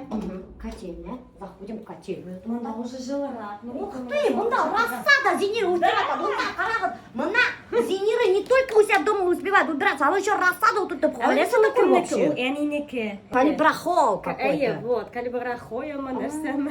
Вот представляете, звезданың даже бар вақыты сәске өттерерге туфта. Башқұрт татардар ярата ит. Поэтому аның һәр бір өйдә ошындай морозильник булырга тиеш. Туп-тулы ит. Мына бunda нинди генә иттер юк. Һәр бер ошны асып карайган. Ну вот, посмотрите. Мында балык та бар, Балык та бар. нарезкалар мында. Нарезкалар. Уже әзерләп, Да. вис турап куйган Зинира. Прикиньте, или Зинираның кайнәһе. Это индейка, мен аны специально вақтап турап қойдым. Диетада болған вақытта Ризатқа алып ошатамын. Ризат диетала. А не значит диетала түгел. Жоқ, Да? мен ит қылмай. Вот да? Жоқ. Блин, рахат, блин. И көп ашасам да була. Как хорошо, блин, это вообще редко у кого так. Мы вот страдаем, даже операция даже для того, чтобы химерметка. А на Зинира никогда в жизни диету тотқан yok. Представляете мы? Ашқа сала тұрған. О, прикиньте, мына несик Зинира уже әдірлеп қойған. Ашқа отдельно, второйға отдельно. Ну, чтоб излеп ятмасын. Вот молодец өте. А мен, блин, ларда асағанда бәшімә, гриппы, дәгілмес, көрген ұша бута олып, енді сиялі құшылып кеткен. Вот менің совет, мына стоячий морозильник керек. Мен баштайында тоже ике әнейді, аллар, анда көбірек сыя, көбірек, может көбірек сиядыр, но сізден біреуір сұрасам, кіріп Әйе, вот мен де шылай, ларда асамды, құқтарына. Зинира айты, көзім қатты, лестница қабынмай. Прикиньте, баяғы мен тоже машинаға отырғайным, сказала, какая машина крутая, и потом ищи я умею. Сейчас не могут подсветку лестницы включить. Первый раз такое. Так что будьте со мной аккуратны. Менің күдім қаты. Да, будет. И сейчас, короче, мы поднимаемся на второй этаж, рум-тур на второй этаж. Лестница офигительно, прям как в турецких фильмах, такие лестницы. Смотрите, какое стекло, да? Прикольно. Вот ошындай кішілердің үйлері көрәмді өте, и ақыта уже үй алмаштырылған. Бірінші бөлме. Мында біздің Риязның бөлмесі. Пока бір өзі ұйқыламай, әлі бір өзі қорқа, майда біздің бешкіне яшкілер. Бұл біздің кабинет. О, нифига себе, тут еще огромная комната, смотрите, кабинет. Ризат біздің тегінде отырып мейлер, график түзу бетінде, біздің үшінки өзі администратор, өзі организатор, өзі артист. Міне шулай. Я тут увидела такую шикарную спальню. Да. Святая святых. Это эксклюзивный материал. Никто еще никогда не видел спальню Читы Рамазановых. Посмотрите, какая офигительная большая спальня. Это просто бедензал. Бедензалды курганы бар. Бедензалдан дурак спальня Рамазанов тартан. Офигительная большая кровать. Ох, они еще и шевелятся, да? Мы башылына бәрмегенмін. Yok. Офигеть! Посмотри, Стена Зарина, какой санузел! Обалдеть! Какая ванна, как в фильмах! Прикиньте, какая ванная! Посмотри, стоячий на кранде! Buraya biz сразу söz бердік. Үйде икер раковина қоямыз деп. Ол шыққанда оңайлы. Прикиньте, если брыгана раковина буха. И гель косметика смыватель, между прочим. Вы думаете, что это зеркало? А это нифига. Это зеркало-дверь. И тут тоже гардеробная. Ну, мында біздің күнделік кие тұрған киімдер. Это все получается, Зинира, вот уж это аккуратно, это весь хиль или коям ушла это. Чисто не там, где убирает, а там, где не ссорят. Вот уже Ие. Бұл біздің Айгизяның бөлмесі. Мында енді біздің Айгизя дәріслерін әзірлей, дүртлі бішлер ала тұрған орын. Мында біздің ашырғары Айгизя. Нормально сөйтім. Мында біздің мәктәп формасы. Бұл біздің санузел екінші этажна. Балаларны қиынды. Мында біздің раковина, мында біздің душевая балаларға. Шулай унитаз беті. Мында енді біздің прачечная, сушилка, стиральная машина, мында раковина, полотенца, всякие постельные, белье. Мында кірлер сушится. Шулай. Осы енді біздің прачечная.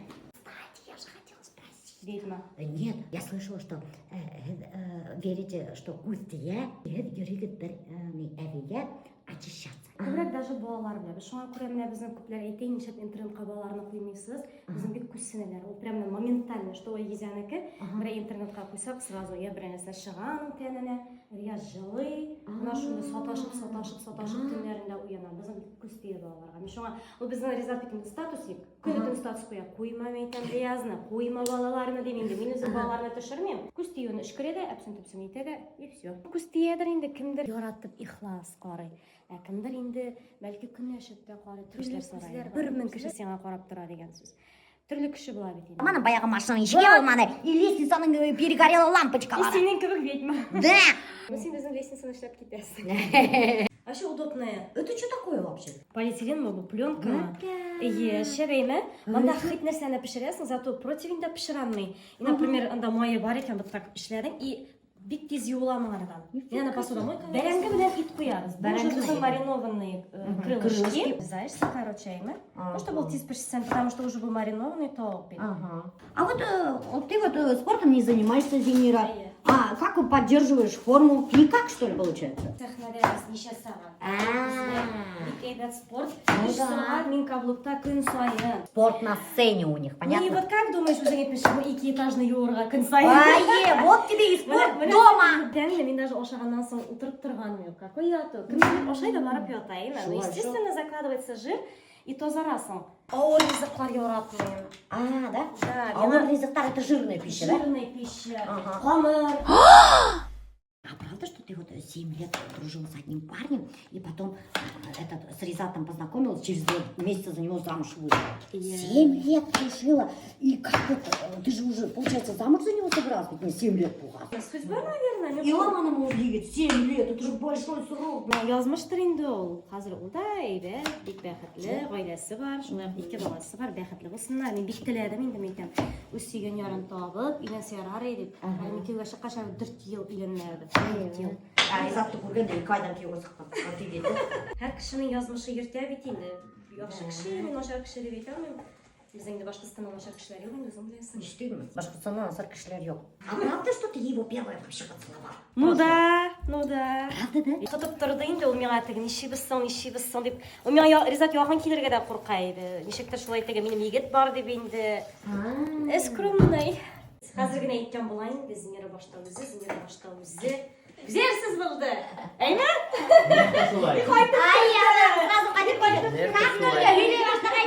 Яраттым, там яратачақмын ғымырым бұйы. Фабрика салабыз, майонез, Вот көрдіңіз ба, по-простому готовят. Ну, конечно. Да, майонез, бітсеңсе. Енді. Бірінге. Еп тағын енді ау балалар бізде. Кеші құлман бұта, что ли? Вот, меня даже Зинера рецептісті бұнда, құлдарman бұта аларға ашарға пішірге. Понятно? Интік мәресіне, давай. Что тут готовится деген ваше? Ой, еще и аджика какая-то, да? Да. Давай. Мишло етем. Мендеш айтам. Нормально? Ну, так вкусно получилось. Нормально? Yok, yumak kolumda, kilmanda. Ну, ведь ялан. Yok? А, ну ладно. Чистая.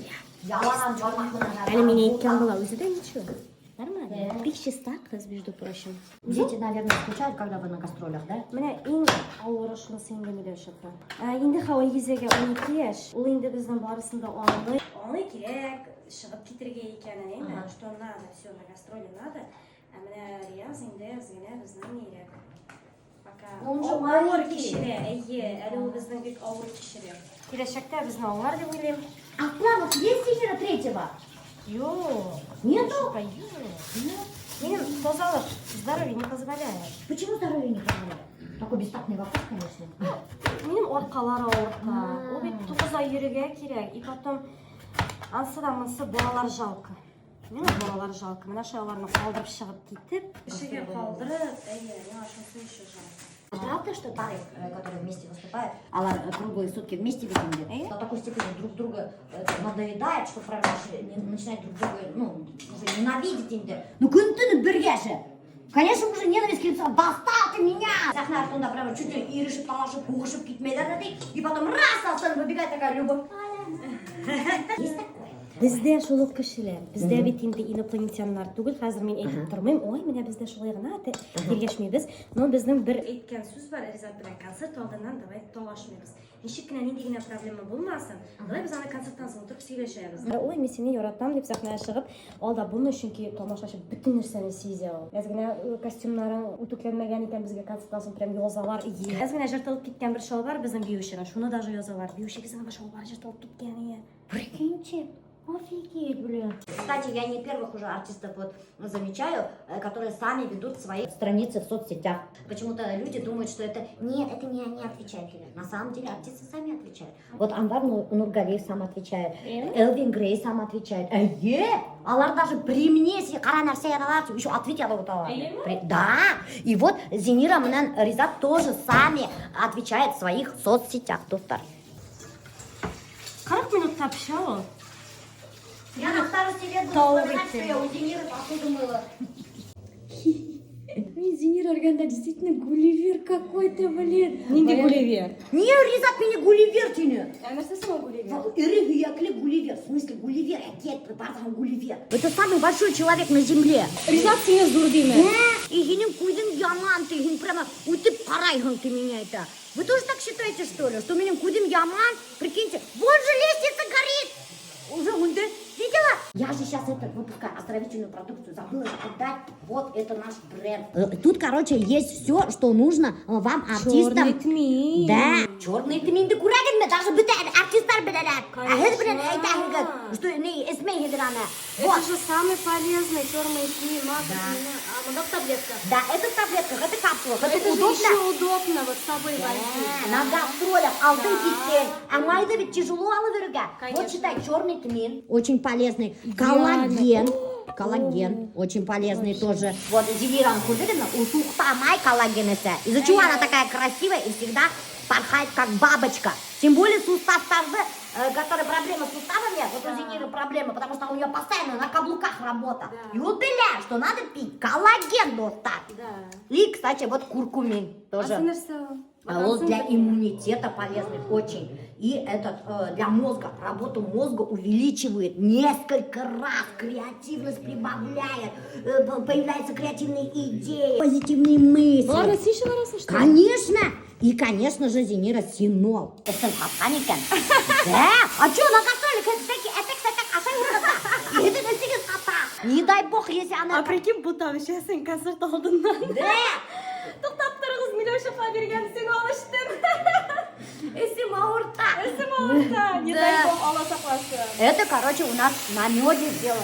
Инструкция, все написано, все натуральное и очень хорошая оздоровительная продукция. А мне алып жүру керек. Неге? Гастрольға. Да, вот. Это подарок. Ушап кетсе, олар есе, я буду заказывать. Конечно, оқшайсың. Не істегенде оқшамаған. Бір на совесть ішлейді. Немегіне мен ішлемеймін, мен ішлеймін всегда, достар. На совесть. Менің достарым бәле нәрсе жоқ, мен кіші бәлем бек досымын, өзімнің проверенный 2-3 кішім бар даған деп, мен қорқып қойдым десетіні. Но сенің әйбір бар, міне көзімде. Бір түрлі мен қарап тұрам, как будто мен өзім бек гадалкаларға үйренген жоқ, но сенің взгляд шындай өтіре тұрған деген. Да ты чё? Правда, что ли? И мен сенің мына камераларда қараймын, сен шындай міне тәбелек бойлы бір нәрсе айым. Вай, сені көрдім, ойдам Гулливер келген міне тегі шындай. Нифига себе. Сүйегің ірі сенен, ірі сүйеклі, ірі сүйеклі. Мен өдем-өдемден қорқа баштадым уже, блин. Қойдып кеткеш, бізге хазіретлер, әбейлер, үшкіріп-үшкіріге шақырасы болыр мәлемді. Біз сенен қорықтық. Блин. Сен басқы жүгілі жейді, сені көргәш.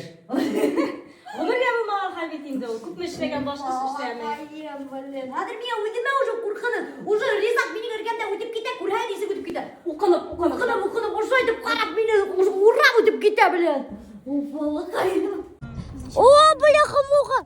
Ашылай мені күнде ұзатып қалу яратты. Көзлерін шығарып. Илап. Сені етесің, сіз бір-біріңізден туймайсыз ма деп. О, міне машинаға отырып кеткенде де менің арттан тегі балалар жинап қала бейтелі анасының артынан. Нифига себе любовь. Мен қазір барып қана қойтам. Бірер сағат тегі связға шықпасам, сен исенің о? Сен точно шындай дейсің бі? Точно шындай ма? Ну, әзірек бар енді. Даже представляешь, Ревнивый Ризат. Аха, менің косметологқа барабыз. Бір тапқыр Ризат даже косметологқа ертен барған. Мен вообще косметологқа ғадатта ертен үйрем. Балалар ұйқылағанда, ерім ұйқылағанда. Сен қоя болды олай? Бейтем косметологта. Точно ма? Машинаң юғые бетті. Я говорю, в смысле машинаң юғые? Бейтем қоя болған машина. Мен бет бардым дей, китаннан деймін, шыннатты, ертеңгі сағат 8-де, не қойдыңызды? Күнде ертен шығып кетесің де қойтасың да, киініп, жуынып, матурланып дей. Ай, бейтем. А бывают такие фанатки назойливые, которые Ризату написывают. Жоқ, білесің бе, ол міне Құдай өзі шулай еткендіріне біздің ВКонтактеда, Инстаграм шелдерінде де екеумізге бір страница. Баштарап жазалары, өзі келе алғанда. Да? Что писали? Ну, там, привет, туды-суды сердечки, лайки. Да ты чё?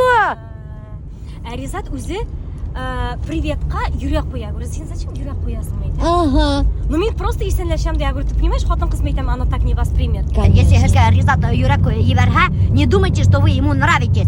Он просто так, сәлемлейді. Вот так. И вот, и шлой Құдай қошып, наверное, екеумізге бір страница қазір. И шуңа көрейіншіге сыңдарында анда, зенері болғанда. Альберту пишет. Не ставь свою дуру, ты прямо у себя сторисы, сам себя только снимай. Ты такой сикой, тебя, ты хороший, пупсик, даже я такой орали. Да. Сен операция жасап қанасы, бұл қызы кетті, прикинь. Да. Операция жасатамды. Ты чё? Так он же вообще не толстый. Меня комплексует. Да, из-за Сағында внешности. ябығырақ болар енді. Я говорю, мен потом сені яратмай шақырам. Менде никогда худых не было. Яратмай, мен там сүйек шақлап еқарға шықпай. Да. Сені именно тәніңні яратам, мен. Смотрите-ка, уже начал задумываться о внешности. Ризат, у него кризис начинается. Думаешь, это кризис? Начинается к 40 годам, у них кризис. Хәдір мен бұда араларым болғап кетем бұларды. Міне матур боласы келе, әлі фотоларын қарайды, міне ябығырақ. И вот Ризат қалынатам, ты понимаешь, мен сен тоза түгіл, атол айта елдан ел менен тозарам, все, нәрсе деп аталайды. Резекция жестко. Ярдырыға керек, бір нәрсеңні ярдырма, мен это просто возраст. Вы же не только на концертах птенец зарабатываете, вы же еще как ведущие мероприятия же зарабатываете. Или не Элек ведущий деген. Ризат алып бара, мен шығып жырлай. Біздің вообще баштарақ мен әлі бейдім, представляешь, цыганский, восточный. Нифига себе. Декретта, кредитта. И мен восточный бийлер бейдім, цыганский бейдім, но потом мужиктар бейлене башладым. Алып бара башладық, тойлар, юбилейлар. Но қазір алып бармай, чөнки вақытта қазір жетмей. Жүргендегіне бір абайын келіп маша айттырып теге восток бейгенде ақша салып ята. Даже салып ята, түге салды. Прикиньте, достар, ақса тыққан юбкаға Зинираның бір мужик. Типа, вот тебе за танец. Болды андай халлер. Обалдеть. Тогда, наверное, Ризат вообще индіңнен бір. Ну, шунан соң ол уже әзірек неттейінді, типа, все, не надо лучше дегенде. Уже матур күренеш түгел бит инде, все-таки бала бар уже. А бывает такое, что вот, допустим, кто-то вот приглашает, говорит, приезжайте, поздравьте на день рождения, любые деньги заплатим, вы приезжаете, и вот отношения не нравятся. Это значит, артист должен стерпеть, да, получается? Так что ли? Менің Уфада оқытқан оқытушының да сөзі бар еді. Ты встала? Пой. Ты зачем тогда встала? Келгенсің екен, сен жырларға тиешсің. Не имеет значения. Келме тогда, сен жырлайсың келмесе, да, настроение болмаса шерлесің. Сен уже келіп басқансың, сен должна быть при параде, киінген, безенген, түзелген, укладка белән, сен уже жырларға тиешсің. Хоть даже отношения Конечно. вот не очень уважительные гостей. Там эсивалы, бывает же там ты на ты переходят там. Вакытлар безнең берсендә Уфада шулай җырларга килдек банкетта. Ага. Яшьләрне котларга килдек. Чыкты орда киттеләр, без җырлый башлагач, туй бара, представляешь? Оказывается, просто әниләр ярата, булар даже татарча тегән. Ну, бик аңлап та бетермиләр. Ризат бер-беребезгә карашып алдык та, думаем, ладно әйтәм, килгәнбез бит инде җырлыйбыз инде. Акчасын бирәләр бит. Кара Иделнең яшь бәрәненнән кызлар косметологтан кайтышка без пешерәбез тәмле шулпа. По-ризатовски. Иң беренче күп ит кирәк. Шулпа тәмле булсын өчен майлы шунда наваристый бульон кирәк.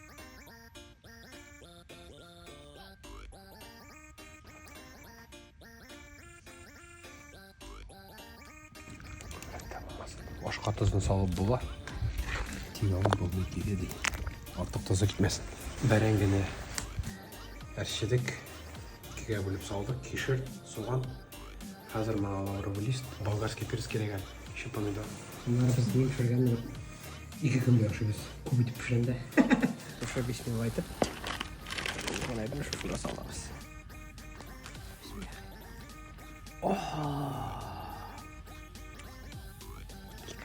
Шундай тәмле шулпа. Эх, баня, чистая душа. Эх, баня, как ты хороша.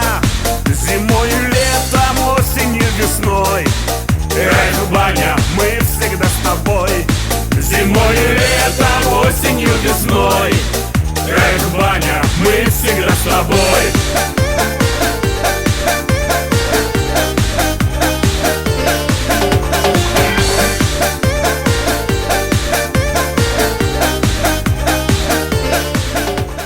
Иң беренче шәп кунак Альберт агайга салыйм әле. Миши большой. Вот бірінші кірді ме? Илеттелеге еттің ба?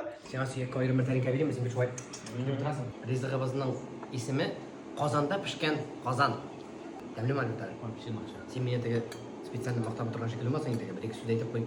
Мы пришли к косметологу, доктор, и вот сейчас хочу вас задать вопрос Зинирага. Она пользуется ботоксом? Пользуюсь. Да, есть на На ботокс? лбу. На лбу. На лбу. Ну, возрастной да инде, минем әтиге шыған. Минем мимический маршины. Біз әтиден ша ойнайдық, басқыштан мінем, кигіге түшем деп. Анық шындай, күлгенде минем на лоб идет, жырлағанда на эмоции на лоб идет. Кімніңдір гусиные лапки, да, кімніңдір мында. А ты знаешь, кстати, слухи были Уфада. Эткенлер, типа, мне уже 2 операции шеткены, битыми. Кстати, тоже такие слухи слышала. Да, что ты пластику лица сделала. Это неправда, значит, да? Юг инде! Я тебе Про меня тоже такие слухи ходят, хотя у меня природная красота. И білмеймін әлі пока еш бит инде, и біздің вообще Ризатандай операцияларға против. Тоже говорят, что типа губы ты сделала, и Ризат сказал, мне не нравится, и ты обратно сдула Да. губы. Да, это правда? Ансы да. Губы сделала, теге бір қатын мода шықты бит иде. Ай-яй-яй. У всех.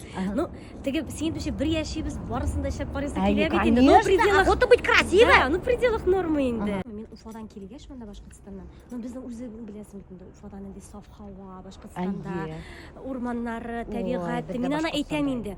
Ризат әйтә, сен шул хәтле патриот ти. Мен Башқұртстанның границасына кірем, мәтрүшке, бүтін үлен ислері қушылаймы.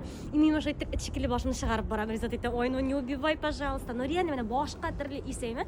И мен мында Қазанға келгеш, мен бір қаты битім біз олды. Келешмей аларға қазан, келешмей. Башқұрттарға қазан келешмей, сразу биттері бұдылатты. Ну, сум екен міне, нәрсе екен оптырадым. И вот с годами әкіріңіне, видимо, күнеге. И мен бұл клиникаға енді бик қазір 3 жыл, 4 жыл точно ерем. Мен даже Ризаттың ботокс бар келем. Маңайын қадатам. Прикиньте, даже Ризат ботокс істетеді. Ну, конечно, чоға, бүтін артист есатта, ты мне скажи есатмаған артистны. Бүтін кіші есатта, сәхне бит ол матурлық мелеуші. Міне нәрсе болса да, ең бірінші сәхнеге артист шыға. Потом кете жыр, потом кете сөйлем. На самом деле, Милеуша пошундай матур ханым. Ты зачем себя вот так вот снимаешь? А мне нравится. И все говорят, ты страшный из-за этого. Да? Ну вот когда себя Астагфирулла, вот так снимаешь, мне кажется, любой киши А страшный. мне был. очень нравятся такие дурацкие съемки. А Мен- вот ты очень красивая, между прочим. Да. И мен қараймын, күні бойы біз сен білен бүгін бірге, реально вот приятный, нормальный кіші. А то видеолардағыны осы бізден шулай көрсетті. Реально. Видеоларда неприятные, конечно. Ну, реально сені қорағанда думаю, чё за вообще? А вот пряди у тебя волосы вообще, чё, Это не пряди? пряди, это вот опять, заметьте, доктор, заметьте, уже который человек каждый раз мне говорят, что это не мои волосы, это все мой коллаген. Эссегет менің коллагенті. Все, мен қазір Координаттар упаковка қалдырам. білен шешекмін. Да. Упаковка білен буду бить. Теперь вы знаете, сколько стоит лицо звезды? Сегодня мы делаем резонирование 300 импульсов, 75 тысяч. Какой прием? Одна процедура. 75 тысяч. 75 тысяч. Вот так вот стоит уход за лицом звезды, доктор. 75 тысяч. Может, я на всякий случай просто... Я же говорю, это Да, просто, да. это, у них же рабочее лицо, они должны так и за своим лицом ухаживать. И вот многие артистки, да, очень тратят много денег, чтобы выглядеть шикарно. Все ради зрителей, понимаете? Тамашасылар өсі. Все стараются, чтобы всегда выглядеть шикарно. Где зритель вообще активнее? Я вот слышала, что активный зритель в Башкортостане, чем в Татарстане. Да. Почему? Почему, интересно? Так. Білмеймін, ана, и не только я же говорю, сен бит инде аны башка артистлардың да Да. шыгырын айтасың, эйме? И вот мне интересно, почему так? Тур билер, рахатланып, кушылып, жырлыйлар. Зрители, значит, активнее в Башкортостане, да. Иә. И все артисты едут бит инде Башкортостанға көбірек концерттарынан, evet инде. Шо бит инде. А почему тогда біздің артисттар едут Татарстанға жить, работать? Кто это? В смысле, кто? Ну скажи, кто? Допустим. Ну, в смысле, мен бит мында күйеуге шыққан яшіктен бит инде. Элвин Грей яшай бит инде Татарстанға, тоже көсіп кетті бит инде. Потом еще кто? А кто еще? Всё. Нет, не все. Много вас. Хайнет Тархи, Салат Фатхединов. Почему все вот переезжают в Татарстан? Вот это мне интересно знать. Если самый активный зритель Башкортостанда. Мәскеуге яқын, наверное, больше перспективы на будущее. Перспектива на будущее, это как? Ну, білмеймін, міне, балаларға. Ну, білмеймін, В демеге смысле, шыққан білемеймін. балаларға? Что, Башкортостанда перспектив нету, что ли? Ну, вас кімдір здесь- шулай еді. Мен білмеймін, мен бит міне мында просто күйеуге шықтым да қалдым. А я слышала, что здесь наших артистов больше поддерживают, типа, артистов вообще поддерживают. Кто? Да? Ну, Нет, кто поддерживает? Я не знаю, Ну, но кто такие слухи поддерживает? ходят. Слухи так ходят. Нету, значит? Это, знаешь, это в Башкортостанда яшеген артистлар вот так все говорят. Вас Татария всех где, чем поддерживают? Ротация, акшалар алар за ротацией. За рекламу акшалар алар. Наоборот, здесь в Казани еще все дороже. Ты что, милая Да? моя? Конечно. Шулай жырлый башладым. Тайны башкорт тілінде.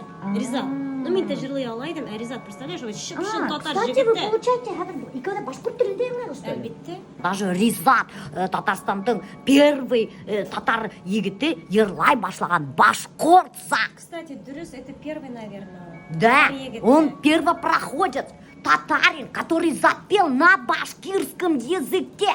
Прикиньте, душа. Диалектісі жырлый. Да. А ты знаешь, ол бет бірсінде барып алдаған, просто былай айтты енді. Қойда әлі Раев қалама. Мен сіздің өзіңіздікі деп, мен башқұрт деп. И прикинь, ему даже поверили, потому что реально, аны вообще акцент yok. Ризатно. Он шундайға ұстарды. Я говорю, сен иногда мен даже мен ұмытылып кетем. Ол прям вообще. Что только Зинира не видела в начале своей карьеры. Мен бет енді бит сиреп қойтайын Қорайдырге. Қазір міне прямой автобуслар бар, маршруткалар бар, таксилар еріп тұрады. Біз қойғанда, представляешь, мен башта Уфаға қойтам. 11 сағат. Уфадан Южныйға келіп түсесің. Южныйдан кетесің Северный автовокзалға. Мынан Қорайлыға ол вақыт нешеп шулай автобуслар ұзақ жүргендер енді. Уфадан Қорайлыға опять 3 сағат. Менің сутка почти, сутка ярым Қорайлыға қойтырға ғана кетейді. Естественно, мен еш қойта алмайдым. Еш қойта алмаған үшін, тем более біздің яғни оқытушы оқырға, какой мында қайтып жүріш. Промотор болып ішледім. Из-за того, что я худая, миниатюрная, меня брали всякие сүт рекламировать иттерге, прикинь, веселый молочниклар, холодильник ана дуба, тумы бітесің, ана құдайым шул ішлеген оқшасы соңанға өлем даруға ғана кетіп өткен. Міне, холодильник, открытый холодильник бар бет, шунда мені бір қат күлмәк білен кейіндер бастырып қойылды. Печеньелар рекламировала. Анда хотя бы өзі бізге қойтсын деп обществе қалып қойтам, тігілерін осқа барам да енді бүтін сын тарап. Печенье урлаган. Представляете, мне ей давали печенье, чтобы она рекламировала, продавала, а ол печенье урлап обществеға қайтып аша біруге. Қызлар білен аши дегенде, ана ақшасы да іштейм бит енді ол уақытта. Татнефть арена алдына мен листовки раздавала. Қойып яңғыр яуа. Опять қойттым да шерледім, етем шул ақшалар алар келе шул даруға Шул даруға кетіп жүрген енді, конечно, на аптеку работал. Екінші мекен, үшінші мекен курста Сулар Плаза кожны галантереяга кірдім мен. Продавец, консультант. Анда енді уже жылыда, рахатланып, матур гына киініп, матур гына сөйлешіп. Шол кожны галантереяда кошелек бар, кожны изделиялар саттым енді вообще. Ну, молодец же. да. Күтіп ятмағаныңда Yok, родители біздің поможет yok, тебе. біздің цел Оқып та үйренген, ішлеп та үйренген. Әке әнелерден ақша алмасқа деп біз бетінде тізем. Мен даже тіге Қозан оқырға кеткенде де енді әнем балақай қоя барасың, бір кім жоқ, бір нәрсе жоқ. Телефонлар қимметі, представляешь, Әйе. Уфаға, Башкирияға, Қорелге звониттерге там минута 10 рублей, что ли? Да, я помню. Очень эти было моменты. дорого. Ой, жила бітейдім, сөйлешесі келе, минусларға кетті бітесің, әйме. Телефон іліп қоясың да, штораға әли дегенде басып сөйлешіп, ишеттілмей, сөйлешесі келе, телефон минусқа кетті. Было весело. Әкрен эшләп бергенбез инде, куда деваться? Да. Выживать-то надо, Выживать доктор. надо. Еще, общежитиеда яшәрбез. Біздің напротив кухня еді. Ол кухня 5 бөлмәгә. Анда вот точно аферистлар, представляешь? Ашны кайнатып чыгаралар да теге газда. Ага. Пеш нитеп инде, таштырып, пеширатып. Ай. И кіріп кетіп бөлмәләрендә пешереп бетерәләр. Тегене мин жуа идем. Я говорю, так. Представляешь, без анда яши башлаганда прям бомжлар йоклыйлар. Беренче Да? ул вакытта домофон юк. Ризат гастрольдә берсендә прям стучаться, безнең ишеккә дөбер китерәләр. Мин Ризатка звонитам, мен дә үләм, хәзер. Анда укытучылар яшиләр. Олы ханымнар, неужели вот им стыдно не было? Туалетта дежурство юк, душта дежурство юк, коридорда дежурство юк. Бер үзең убираться итәйди, моны хәтле кысак белә. И мин дә кызык иттем, взяла кухню закрыла на замок. Я говорю, вы здесь не готовите? Ага. Ты говоришь, как же иштыра ваша сару? Не готовим. Ага. А как кухню пеширатырга кирәк? Они готовят. Я тоже взяла и закрыла на замок рахатланды. Ага. И всю кухню минеки еді. Зинира, получается, ты шопишься в Меге, да? Ну да. А в каких магазинах в основном? Yok, мен брендовый дейме, менә миңа лайм ошой. Лайм. Еще какой? Элекеге манго, как сейчас называется? Манго. Ну, элекеге манго, Зара. Тут такие вот магазины, там Луи Виттон, Луи, там Шанель Манеш, Дольче Габбана. Ну, Такие не одеваешься? юк. Нет, да? Алю хатлау шеп битәле. Ага, ладно. Ирина Корелю. Хора. Свитер. А что одежду этот Ризату без него покупаете? Мен үзем алып кайтам. Вообще А я думала, я только так делаю, прикиньте. Сендеш Ризатка, оказывается, Зинира Мен- киім ала. Мен аламын да, әле размерыңға уже біліп бітірдім инде. Ага. Нәрсә туры килә, нәрсә юк. Туры килмәсә инде, алып барам да сдавать итәм. Вообще йөргә яратмый. Магазиннарда, Альберт кибетләрдә. тоже, Да? Альберт тоже, да. Ну вот, тогда ты меня понимаешь. Да. Зинира, а кто финансами у вас в семье заведует-то? Мы. Мы? Мы. Мы такой. Ризат Эмиль. Ага, не, ну правда, кто-то финансы же держит в семье. Никто не держит. Мы безнең общий бер җирдә. Мгм. И шуннан кемгә акча кирәк, например, там Ризат кайта, миңа столько надо денег. Все, алып чыгып китә шуннан. Мин кайтам, миңа менә, например, лаймнан киемнәр кирәк. Шуны хәтле алам, ну ладно. Ага, в общей Да. кассе лежит. Общий касса без бит инде икәү бергә эшлибез ул акчаны. А нет такого, что там, типа, ты слишком много денег тратишь, с кассы много берешь, такого нету? Ну, юк инде, но все равно теге давай азрак нитебрәк. А, да? Да. Эконом говорит, да? Эконом. Ну, хатын кызга әйт инде безгә, видишь, күп кирәк, когда биткә генә 30 Да. тысяч. Вообще, ювелирные изделия есть такие дорогие? А как ты Бриллианты. Ну, я думаю, есть, наверное. Это золото, да, получается? Это что за золото такое? Вот, что прикольненькое. не знаешь, да? Нет, не знаю, нет, не знаю. Нет, скажи, что это? Ты кто? Это что? Ну, меня 30 бишешек юбилейга Ризата алып бирде. Ага. Дубайда заказываешь и привозят. Да? Обалдеть. Смотрите, какие дорогие подарки делает Ризат своей любимой жене. Жиган улана. Да? Менің подружка аша білгенде емес. Нәрсе керек Зинираға. Это вложение. Мгм. Например, киімні нәрсені дранда шубаны да кидің, ол модасы шыға, или еще туза. А вот алтынға, тем более желтое золото сейчас в моде и цена дорогая. Надо вкладываться. Вот откуда вот такой вот пресс? Вот спортом не занимаешься. Вот ты! Вот ты после 2 детей откуда спортом не занимаешься? Иден жуам. И еще что? Иден жуам. Yok, менә беләсең, Уфада укыганда, менә укытучылар әйтәләр, сөйләшкәндә, җырлаганда, менә бөтен нагрузка эшкә булырга тиеш дип. А, это как? Эсеңде катыраң да һөйләйһеңме? Ну, дыханиены менә шунда аласың. Ага. Менә шунда дыханиены аласың, и җырлаганда да бөтен тавыш та чыга.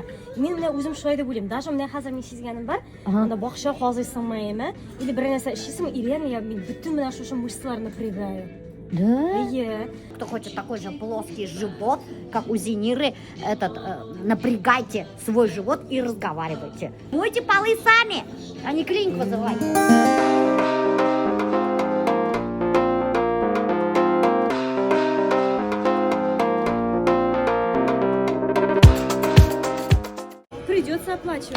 прям Милеша пайымы басқан итра. Алмыша қойтмейбіз де шундай матур дейді. Ну, дай бог, матурдыр инде. Ага, 20 997 рублей. Вы прикинь, сколько? Прикинь, 20 000. 20 сколько? 20 997 рублей. Да, 990. Офигеть, бунда гаражда соленье, варенье, представляете мы? Это все фанаттар еберген. Вообще, бик көп жиберелер. А что, вы пользуетесь, нет? Пользуемся, ничего ошибаюсь. Хочешь, я тебе подарю? Давай Что ты мне хочешь? этот, как там, компот вишневый. Вишневый компот. Вот он, походу, делал. Ну-ка, Вот. возьми-ка. Вот, фанаты, кто подарил Зинирова компот, я забираю ваш компот. Конечно. А это чей мотоцикл вообще? Вот ведь резатно 35 был гуляй. Да, Минск. Минск? Да. Офигеть, это что, новый Минск, что ли? У меня же тоже Минск был, но он не такой большой. Шунды прям хияланды. Тут смотри, тоже костюмы. В гараже хранят, ну так рага, целый гараж, костюмы. Обалдеть, бунда, костюмдар. Міне бұлар бітіп концертный, жидкостьлар концертный, утлар, бұл блоктар бітіп все концертный. И неманда заказ бердім, тағын шунды полка, әлі міне түшемні шетесі бұйыл бар аларыса. И шунды тағын полка, и чтобы вот это сюда, туда переставить. Как если поразмела? Я помолодела? Дюймовочка болып қалған. Нешемеге процедура ішлеттік біз? 75. 75, прикинь. Жүлерлендігіз мәлі. Это бергена процедура. Она, оказывается, постоянно ходит на такие процедуры. Хиня этмей. Менің ақшамны тұтса, әзірек ашу келері. Мұнда бірге ішлейбіз, работает достойный, матур болсын. Кімнің хатыны деселер, Ризатның хатыны бет deyerler. Әне, іште шуңа көре матур болсын. Көрдің бе? Әлде, қоя болды? Білім, қуасты! Кімнің хатыны деселер, менің хатыны, чтобы ғурурланырысын, надо меня тоже процедура эшлетірге 75 мыңға не экономить на жене. Ешіттің ме? Мен вообще бір мағыламам. Ладно, черт с тобой. Бұл иті ешін ширем, ошап өскен, Қаридел бойдарында басқыртсаң. Бұл біздің Башқұртстандан келген ит, шуға ғұрпат әмлі бұған. Бәрінгісі собанықы, галва деген сорт, сары сорт. Кереке мен сеңа әтилеріңе, нелеріңе береміне бұл сары бәрінгісі. Десен аға беріп жіберім бір бидіре. Ладно, біз бәрінгі вообще яратады. Ризатның айты коронное блюдо. Нәрсе шулпаны вообще мощный пішірі. Да, қоралі. Шушы шулпаны ашаға Тігі скорпион теща суйып жіберсе, сарықна.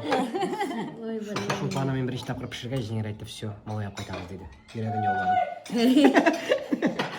Итак, доктор, посмотрите, наше какое шикардосное блюдо получилось. Тәмлі ме? Тәмлі. Сола бәрәңгісі, ормалы бәрәңгі аларының. Шындық Кстати, тәмлі. барангулы очень вкусный. Ана бүтін кіші біздің тіге рассадып алып, Ризат біздің торатып бітірейін да. Даже бір баранг берділер. Рассадыға. Представляете ма? Очень вкусно. Өзі біз еле тұрмасақ та пішкен, ені? Біз бет косметологта үйредік, шоппингта үйредік, но пішкен. Короче, если хотите выглядеть как Зинира, кушайте часто, но мало. Да, лайфхак. Сейчас будем пробовать крылышки. Крылышки вообще там. Біз сол біргіне жерден аламыз, ана білген жерден. Шул қадарым ашаттығы ісірді, үші бізге контейнердар, мына қарағы достар, әр көрхәті. Вот, давай, үші бізге контейнер. Әмей вообще раташная съемка. Мына қарағы, Зинира даже бізге банк алап, мына ақшамға қарағыдай, салатын, ашын, второе, вареньяхын, компотын, представляете, чуть ли сей яхап бізге. Компотын алды. А и компотты мне пришлось хурап алырға, потому что даже не намекала беремте. Представляете ма? Варенье еще хурап алды. Зинираның қайнағы пішірген, şu қадарым тәмні варенье. Еще меня картошка обещали. Атсыр уфағап келем, яз кені отыртырсаң. Семенной. Точно? Галва, точно. Боздан бәрәңгі шығар. Боздан бәрәңгі шығар. Смотрите, вы меня обещали. А картошку вот нету. Обещали да. Боздан шығаралар, яз күні тәмлі. Yo, мен қазір ошарға беріп жіберем. Бітті. Мекен. Yok, это увидишь. Бәрәңге! Еще бәрәңге хочу делать. Все помнят, что у Ризата были свободно гулящие зубы. Тишек ертіптен келгендей. Точно желаю да. У меня, между прочим, вставные зубы, все знают. Меня вообще до себью не между прочим. Міне, бір қатын, бүтін жүрегі зәйбәт дейді, мен сенің тішін кекірі дейді. Мен тегі, шынды үйрекке тиді бұл сөз тегі. Дағын бір аби айттың, шәпті тішлерің ішләпмесің бұл әсіңді. Шыннан, шу тішлерін ішләпірге деп, ақы тішлерін алдыра керек, зуб мудрости. Үстегілері нормально, астағы барып, прям көрем міне бай өскен. 4 сағат бойы қанаты бітіріп, бір ел ғана восстанавливается тасқашылар. Бір екеттен соң бүтін ауыздарының оңқауларын тігі қырылып, челюстка бұрып кіріп, нетілер қоялар, о таттыра. Шундай мучение удырсын екен. Красота требует жертв. Қойсы уақытта мен бүтінше зенерға уже көз ешлері білән уже не могу. Сәхнада жырлым да түкірем, қуан прям. Тағын бір мен бұл кіші сөзі білен мен Аллах тағала берген әйберді өзгертсем демен. Хотя зато елмайғанда міне матуры. Короче, друзья, смотрите, меня еще Зинира подарила вот такую кофточку женственную. У меня это Милошат, и не хватит, алла эти шаляй-валяй, Гулливер Маккейни выргатый. Өттіресің сен көп. Гульсерин, мына, кстати, Гульсерин, Резаттың бір туған сестренка. Да, и Гульсерин, сегодня Резат меня обозвал Гулливер. Yok hocam orası büyük zor kan diyeyim tabii benim belki gelip durayım. Başta benim buydu. Вот, хотите как женственная? Посмотрите, брошка. Вишенка на торте. Да, вишенка на тортике. Ушины кием да, вишенка на торте, типа Альберт Манан, вот, буду зажигать. Вишенка на торте. Bizga videosini jibersin. Только баранги бермәнләр. Я выпросила баранги. Вот, алардың өздерінің оны жағына тұрып қалған, олар решили все-таки меня. Өзімізге деген баранганы шығарып берді Резат. Ну, все для вас, все для вас. Зинира баяғы айтты, бермәді, онда әдгіна қалған, өді бізге гінәтті. Мен айтам, ну а что, жалко что? Деген, мына берділер, көрдіңіз ме? Все для вас. Последние наверное. Мы вообще все ограбили, как будто весь банк. Все для вас, лишь вы қайтыңыз. О, балақайым. Все, давай, пока. Рахмат, дұрыды. Айбек абай, рахмет Бекзор. Давай, все, тағын Давайте жейкіні келеміз, бір мұсалар иніп. Все, мұсалар иніп. Все, көріп башқұртса келешім дәғым. Міне мен башқұртмен ұсырашсам, башқұртса келеше башлайым. Қонға сіңген. Қондорта. Итак, друзья, рубрика «Один день со звездой», со звездной семьей Рамазановой пришла к концу. Если понравилась рубрика, ставим огонечки, не жалеем бармакта, друзья. С вами была башкирская домохозяйка и звездная семья Зинира и Резат Рамазановой. Икәү бергә картаясы килә, төннәрендә юрган бүлешеп, бәйрәм сайын дус туганнар белән бергә бер очрашып хәлләр белешеп. Бірге матур иттеріп парлашып, яшәргә алсын. Баршабызга да матур гомерләр бирсен. Сәламәт булыгыз.